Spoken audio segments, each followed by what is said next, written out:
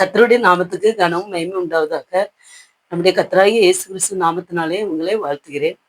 அஹ் இன்னைக்கு நாம பார்க்க போது ஆசைகள். ஆசைகள்னு சொன்ன உடனே நம்ம ஆசை இல்லாதவங்க இந்த உலகத்துல யாருமே கிடையாது. சின்ன குழந்தைகள் முதல் அஹ் முதிர் வயது வரைக்கும் ஏதாவது ஆசைகள் இருக்கும். அது ஒவ்வொருவருடைய மனதுக்கு தான் தெரியும் என்னென்ன ஆசைகள் என்று. ஆசை இல்லாதவர்களே இந்த உலகத்துல கிடையாது. சிலவங்க சொல்லுவாங்க எனக்கு எந்த ஆசையுமே இல்லைன்ட்டு. ஆனா இல்லை, உண்மையிலே ஒவ்வொருத்தருக்கும் ஒவ்வொரு விதமான ஆசைகள் இருக்கும். அதுல நல்ல ஆசைகளும் இருக்கு, கெட்ட ஆசைகளும் இருக்கு. நம்ம ஆண்டோடைய கட்டளைக்கு கீழ்ப்படிந்த நல்ல பரிசுத்த ஆசைகளும் இருக்கு. அதனால நம்ம என்ன செய்யணும், ஆசை இல்லாம இந்த உலகத்துல எதுவுமே கிடையாது. என்னென்ன ஆசைகள்லாம் அப்படின்னா, பொருளாசை, மண்ணாசை, பொருளாசை, பெண் ஆசை, பண ஆசை, இப்படி ஆசைகள் இருக்கு. இந்த 3 ஆசைகளும் முக்கியமானது. பொருளாசை, மண்ணாசை, பண ஆசை, இப்படிப்பட்ட ஆசைகள்லாம் இருக்குது. அது அடிப்படை ஆசைகள். ஆனா அந்த ஆசைகள் அளவுக்கு மீறிடக்கூடாது. ஆசைகள் தேவைதான், இல்லைன்னு இல்லை. ஆனா அதே ஆசை பேராசையாய் மாறிவிடக்கூடாது. அதைத்தான் இந்த பைபிள்ல அநேக வார்த்தைகள்ல நம்ம அறிய போகிறோம்.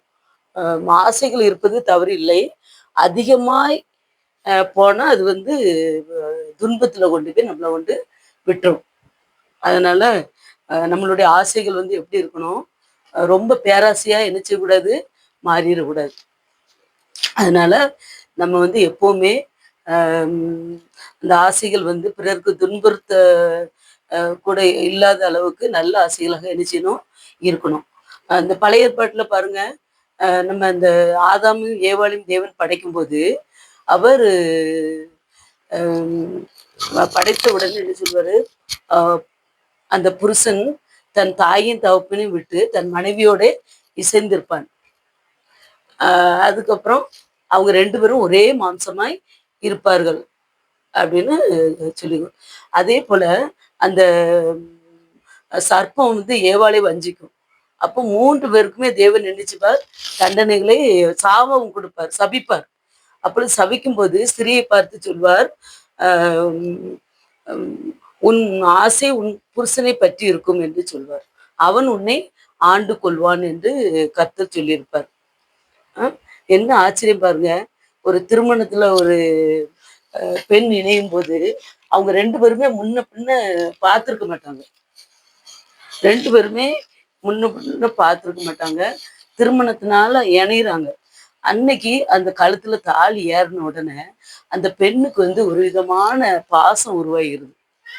அந்த ஒருவேளை சில இடங்கள்ல வேற விதமான திருமணம் இருக்கும்.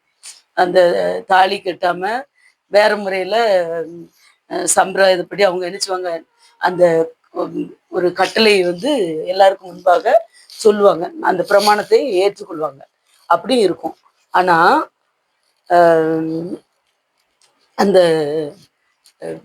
பிரமாணத்தை ஏற்றுக்கொண்ட உடனே வாழ்நாள் முழுவதும் நாங்கள் ஒருவருக்கு ஒருவர் பிரிந்திருக்க மாட்டோம் அப்படின்னு சொல்லி அந்த ஆலயத்துல வச்சு அவங்க எல்லாம் பெற்றிருக்க சொல்ல அவங்க என்ன செய்வாங்க, அந்த தேவனுடைய கட்டளையின்படி அவங்க அந்த மரணம் பிரிக்கும் வரைக்கும் அவங்க என்ன செய்வாங்க, ஒருவருக்கு ஒருவர் பாசமா இருப்பாங்க. அந்த பாசம் பாருங்க, அது அதிசயமான பாசம். யாராலையுமே சொல்ல முடியாது அந்த பாசத்தை. அது தேவன் கொடுக்கிற அந்த முன்மின் தெரியாத அந்த மனைவியானவள் அந்த திருமணம் முடிந்த உடனே அந்த கணவன் மேல அவளுக்கு ஒரு அக்கறை வருகிறது, ஒரு பாசம், ஒரு கவனிப்பு வருகிறது. அதே போல கணவனுக்கும் மனைவி மேல வருது. இது ஒரு ஆச்சரியமா அதிசயமானது. இது தேவன் கொடுத்த கட்டளை. இதனாலதான் அந்த முன்பின் தெரியவிட்டாலும் அந்த கணவன் மேல ஒரு விதமான உரிமையான ஒரு பாசம் பெண்களுக்கு வருகிறது. அது அவர்களுடைய 2 பேருமே அந்த கணவன் மரணம் வரை மனைவி அந்த கடமைகள் எல்லாம் செய்கிறார். அதே போல அந்த கணவனும் அந்த மனைவி மரணம் வரைக்கும் தன்னுடைய கடமைகளை, அவருடைய சொத்து எல்லாவற்றுக்கும் உரிமையாய் கொடுக்கிறார். இது தேவன் கொடுக்கிற ஒரு ஆசை. அதனால எந்த காரணத்திலையும் மனைவியானவள் என்ன செய்யக்கூடாது, அந்த கணவனை விட்டு பிரிந்திருக்க கூடாது. அந்த ஆசை இருக்கணும். ஆனா முதலாவது தேவன் மேலதான் அதிகமான ஆசை இருக்கணும். அதற்கு அப்புறம் தான் உலக பிரகாரமான கணவன், பிள்ளைகள் மேலலாம் ஆசை இருக்கணும். ஒரு அளவுக்கு தான் எல்லார் மேலயும் அந்த ஆசையே ரொம்ப பேராசையா இருக்கக்கூடாது. தேவன் அப்படி இருக்கும்போது அந்த குடும்பத்தை ஆசீர்வதிக்கிறவராய் காணப்படுகிறார். அந்த ஆசைகள் இருப்பது தவறில்லை. ஆனா அதே என்ன செய்யக்கூடாது? அதிகமா மாறிறக்கூடாது. பேராசையாய் மாறிறக்கூடாது.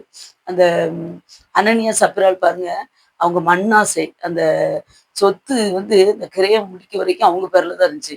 ஆனா அப்போஸ்தலர்களுடைய பாதத்துல ஒரு பங்கை வஞ்சித்து அவங்க என்ன செய்வாங்க? கொண்டு வைப்பாங்க.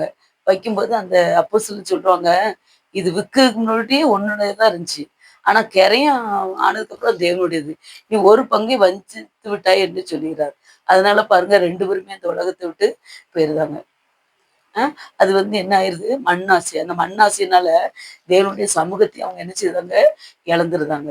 அது சில பேர் பாருங்க, ரொம்ப பொருளாசை மேல பற்றா இருப்பாங்க. இப்ப எல்லாருக்குமே ஆசை தேவைதான். இப்ப ஸ்திரியானவள் நகைக்கு, புடவைக்கு ரொம்ப ஆசையா இருப்பாங்க. நல்ல பூ வைக்கணுன்ட்டு ஆசையா இருப்பாங்க. அதே போல பாருங்க, ஒரு சின்ன பிள்ளைக்கு பாருங்க, நல்ல ட்ரெஸ்ஸு, நல்ல ஸ்வீட்ஸ் எல்லாம் வேணுன்ட்டு அது ஒரு ஆசையில இருக்கும். தன் தாய் தகப்பன் மேல ரொம்ப பாசமும் ஆசையும் வச்சிருக்கும்.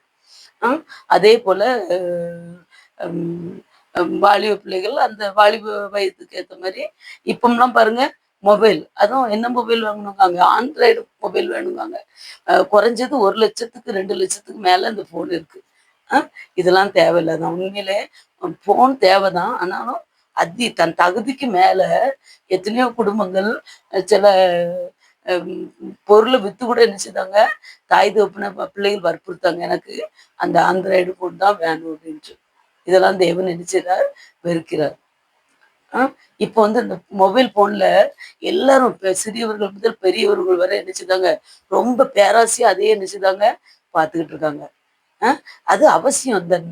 இந்த அறிவியல் உலகத்துல ஃபோனும் அவசியம் தான். ஆனா, அ அதையே ரொம்ப பேராசையா மாறுனா, கண்ணு கெட்டு போயிரும். நம்ம அறிவு மங்கிரும். தூக்கம் ஒழுங்கா வராது. அதையே பார்த்துக்கிட்டு இருந்தா. அதுக்கப்புறம் நம்மளுக்கு என்ன ஆயிருது? நோய் அதுக்கப்புறம் ரொம்ப நம்ம இந்த உலகத்துல வாழறது கூட தகுதி இல்லாத சூழ்நிலைக்கு மாறிரும். சிலவங்களுக்கு அந்த மொபைல்ல அடிக்ட் ஆகி மனநிலை கூட பாதிக்கப்பட்டவர்களாய் மாறியிருக்காங்க. அதனால எந்த பொருளா இருந்தாலும் ஒரு குறிப்பிட்ட ஆசை தான் வச்சிருக்கணும். அதுக்கு மேல எல்லை மீறிறக்கூடாது. சிலவங்க பாருங்க, தொழில் தொடங்கணும் அப்படின்னு ஆசை வச்சிருப்பாங்க. ஏதாவது தொழில் தொடங்குவாங்க. வேலைக்கு ஆள் வச்சுட்டு இவங்க என்ன செய்வாங்க? எப்பவுமே வெள்ளையா நல்லா ட்ரெஸ் போட்டுட்டு சுத்திக்கிட்டு இருப்பாங்க. அவங்க இருந்து அந்த வேலைய என்ன செய்ய மாட்டாங்க?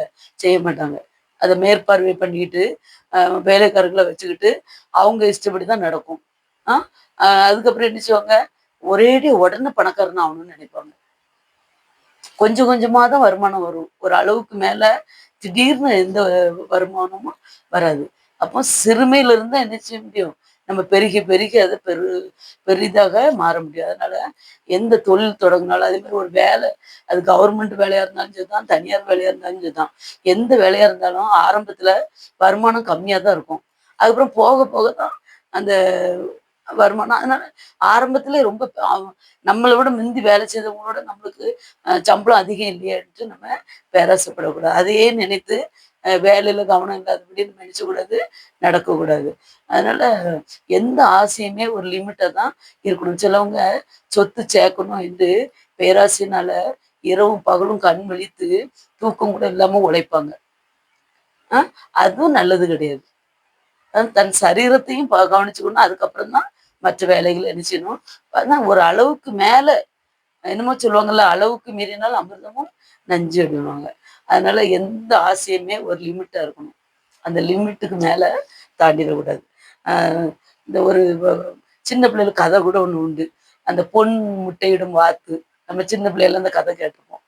ஒரு விவசாயி அந்த அடிப்பட்ட வாத்து கிடைக்குது. அத வீட்ல கொண்டு வளர்க்கான். வளர்த்த பிறகு ஒரு நாள் அது பொன் முட்டையிடுது. அந்த பொன் முட்டையிட்டோனே அவன் என்ன செய்தான்? ரொம்ப சந்தோஷப்பட்டு தங்க கடையில போய் பார்க்காங்க. அது உண்மையிலே அது தங்கம் தான் சொல்லிருவாரு.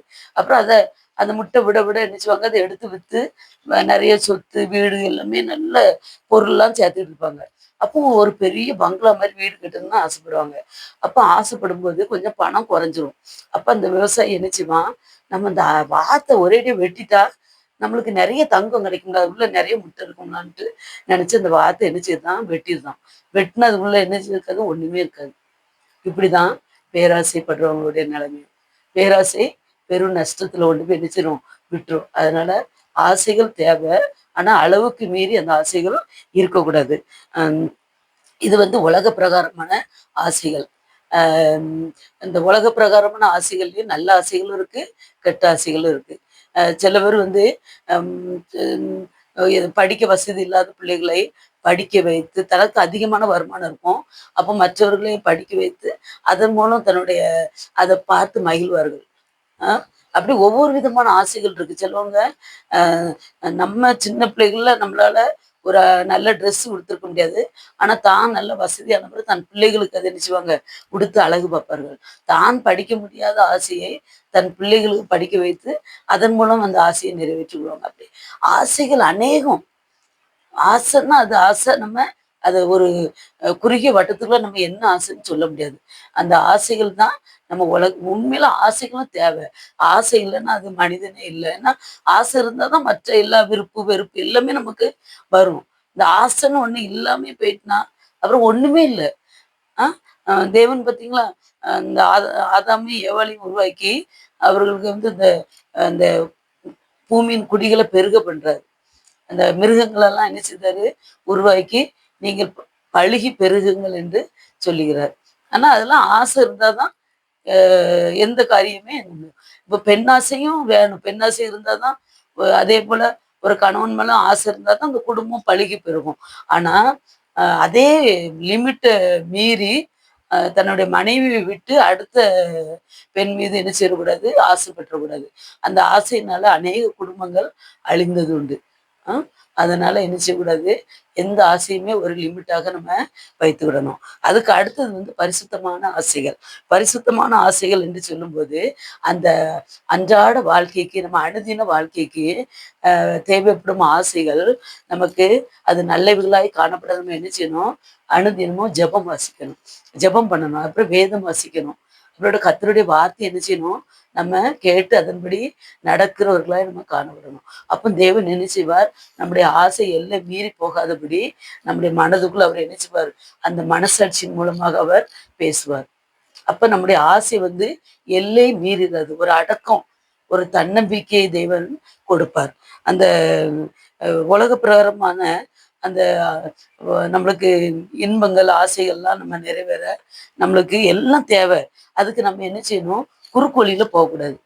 இப்ப நம்மளுக்கு ஏதாவது ஒரு பொருள் கிடைக்கணும் அப்படின்னா, திருடவோ, யாரையாவது கொள்ளடிக்கவோ, குறுக்கு வழியா யாரையாவது ஏமாத்தி லஞ்சம் வாங்கியோ, அப்படி பணக்காரனா ஆகக்கூடாது.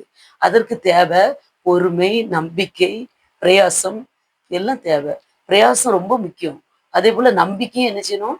வேணும். அதெல்லாம் இருந்தா தான் நம்ம வாழ்க்கையில என்ன செய்ய முடியும்? நம்ம தேவைப்பட்ட ஆசைகள நம்ம என்ன செய்ய முடியும்? நிறைவேற்ற முடியும். ஒரு பிரயாசமும் இல்லாதபடி, ஒரு உழைப்பு இல்லாதபடி, அ நம்ம நம்பிக்கை இல்லாம, ஏனோ தானோ என்று எல்லாம் கிடைக்கும், ஆண்டவர் நமக்கு தருவார் என்று இருந்தா என்ன செய்ய முடியாது? ஒன்றும் கிடைக்காது. நம்ம பிரயாசமும் படணும், அ நம்ம உழைக்கவும் வேண்டும், ஜெபமும் பண்ணணும், அதேபோல வேதமும் வாசிக்கணும், கர்த்தருடைய வழியிலயும் நடக்கணும்.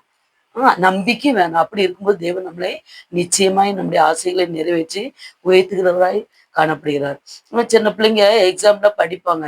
அந்தந்த நேரத்துல ஹோம்வொர்க்கு அந்தந்த நேரத்துல எழுதி அந்தந்த அனுதினமும் பாடத்தை படிக்கணும். அப்படின்னா தான் அது நம்ம மனதுல நல்லா பதியும். அப்படி இல்லாம சில பிள்ளைங்க என்ன செய்வாங்க, படிக்கிறதே கிடையாது. அந்த எக்ஸாம் வருதுன்னா, அந்த எக்ஸாம் வர்றதுக்கு 2 நாளைக்கு முன்னாடி வர நாளைக்கு படிச்சுக்கலாம், நாளைக்கு படிச்சுக்கலாம், நாளைக்கு அப்படி ஹோம்வொர்க் எது எழுதுறதா இருந்தாலும் ஒரு கடமைக்கு அப்படி படபடபடன்னு எழுதி கொண்டு குடுத்துருவாங்க. டீச்சருக்கு பயந்து. அத பொறுமையா படிச்சு, மனப்பாடம் பண்ணி, அத எழுதி, அப்படி கொண்டு குடுக்குறது கிடையாது. அப்படி சும்மா ஏனோ தானோ டீச்சர் கொண்டு அந்த ஹோம்ஒர்க் கொண்டு காட்டணுங்கிறதுக்காண்டி இந்த பிள்ளைங்க கொண்டு எழுச்சுவாங்க, கொண்டு எழுதி கொண்டு கொடுப்பாங்க. ஆனா சில பிள்ளைகள் எழுச்சுவாங்க, தே ஜெபம் பண்ணி அனுதினமும் தேவன் மேல் நம்பிக்கையா இருந்து அதை தினமும் படித்து, அப்போ எக்ஸாமுக்கு வந்து அவங்க எழுச்சுவாங்க, பயப்படாம போய் எழுதுவாங்க. அப்ப ஞாபக சக்தியும் தேவன் அதிகமாய் கொடுப்பார்.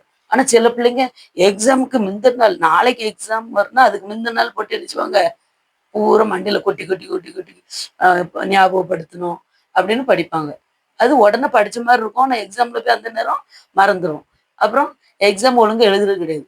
எழுதாம அவங்க என்ன நினைப்பாங்க, நம்ம அம்மா ஜெபம் ஜெபம் பண்ணுவாங்க, நம்ம வீட்டுல நம்ம பாட்டி ஜெபம் பண்ணுவாங்க, நம்ம நம்ம ஏசப்பாட்ட ஜெபம் பண்ணிட்டோம், நம்ம ஊழியக்காரங்கள்ட்ட ஜெபம் பண்ணி அதனால நம்ம பாஸ் பண்ணிடுவோம் அப்படின்னு இருப்பாங்க. நம்ம உழைப்பு இருக்கணும். உழைப்பு இருந்தாதான், அந்த ஜெபத்தோடு கூடிய உழைப்பு இருந்தாதான் தேவன் நமக்கு முதன்மையான இடத்தை தருவார். ஒன்று எழுதாம படிக்காம சோம்பேறியா இருந்துட்டு கடைசி நேரத்துல ஒன்றுமே எழுதாம தேவன் என்னை பாஸ் ஆக்கிடுவாரு அப்படின்னு சொல்லிட்டு குருட்டாட்டமா இருந்தா அது ஒருபோதும் நன்மை பெற முடியாது. அதனால நம்மளுடைய உழைப்பு, பிரயாசம், தியாகம் எல்லாமே வேணும். எல்லாவற்றிற்கும் மேலாக நம்ம வேதத்தை அனுதினம் என்ன செய்யணும், படிக்கணும், ஜெபம் பண்ணணும், கர்த்தருக்கு பயந்து நடக்கணும். அப்படி நடக்கும்போது தேவன் நம்மை ஆசீர்வதிக்கிறாய் காணப்படுகிறார். அதே போல பாருங்க, வாலிபனே உன் வாலிப வயதில் உன் சிருஷ்டிகரை நினை என்று தேவன் சொல்லியிருக்கிறார். அந்த வாலிப வயதுல பிள்ளைகளுக்கு நல்ல ஒரு உடம்புல தைரியம், பலன், உற்சாகம் எல்லாமே இருக்கும். அந்த வயதுல அவங்க என்ன காரியம்னாலும் சாதித்திடலாம் அப்படிங்கிற ஒரு எண்ணம் அவங்களுக்கு இருக்கும். அப்படி இருக்கும்போது அந்த எண்ணங்களை சாதிப்பதற்காக அவங்க நினைச்சுவாங்க, அந்த அந்த ஆசைகளை வந்து குறுக்கு வழியில அவங்க நினைச்சுவாங்க அடையறதுக்கு பார்ப்பாங்க. அதான் கர்த்தர் சொல்லுகிறார், வாலிபனே உன் வாலிபவதில் உன் சிருஷ்டிகரை நினை. சிருஷ்டிகரை நினைத்து அவருடைய வழியில் நடக்கும்போது தேவன் வாலிப பிள்ளைகளை அந்த வருங்காலத்துல ஏற்ற துணியை கொடுத்து, நல்ல வேலையும் கொடுத்து, நல்ல குடும்ப வாழ்க்கையை கொடுத்து அவர்களை உயர்த்துகிற தேவனாய் காணப்படுகிறார். அதே போல பாருங்க, அந்த இயேசுப்பாவுடைய சீசர்கள்ல அந்த யாக்கோபு, யோவான் அந்த 2 சீசருடைய அம்மா சொல்லுவாங்க இயேசுப்பாட்ட போய், உம்முடைய பரலோக ராஜ்யத்து தேவனுடைய ராஜ்யத்துல என்னுடைய ஒரு மகன் வலது பரிசத்திலும் ஒரு மகன் உம்முடைய இடது பரிசத்திலும் இருக்கணும், அமர பண்ணணும்னு சொல்லுவாங்க. அப்ப இயேசுப்பா என்ன சொல்லுவாங்க, என் பிதா யாரை அமர்த்துகிறாரோ அவரு தான் அமர முடியும், என்னுடைய சித்தம் இல்லைன்னு தேவன் சொல்லிடுவாரு. இப்படிப்பட்ட ஆசைகளும் அந்த சீசருடைய அம்மாவுக்கு வந்திருக்கு பாருங்க. அதே போல நாமும் பரலோக ராஜ்யத்துக்கு போகணும், பரலோகம் வேணும்னா அது விரும்பாதவங்க யாருமே கிடையாது. இயேசுப்பாவை பார்க்கணும்னு விரும்பாதவங்க யாருமே கிடையாது. இயேசுப்பா நம்மளை ஆசீர்வதிக்கணும் என்று நினைச்சாங்கன்னா விரும்பாதவங்க யாருமே கிடையாது. எல்லாருமே ஆசீர்வாதத்தை விரும்புறவங்க தான்.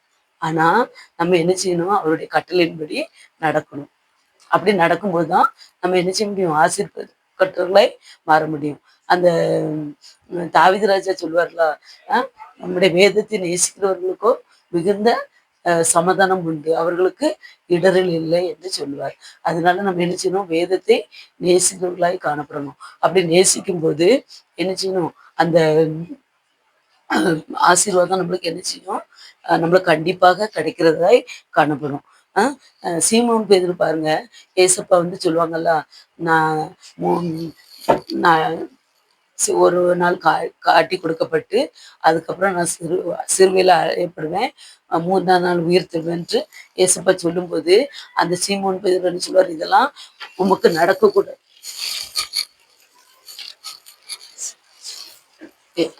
இதெல்லாம் உமக்கு நடக்கக்கூடாது என்று சீமோன் பேதுரு என்ன சொல்வார். அப்ப ஏசப்பா என்ன சொல்லுவாங்க, அவரை அதட்டுவாங்க, நீ இந்த உலகத்தை குறித்து நீ சிந்திக்கிறாய், இதெல்லாம் சிந்திக்க கூடாது அப்படின்னு ஏசப்பா திட்டுறத நீங்க வேதத்துல படிச்சிருப்பீங்க.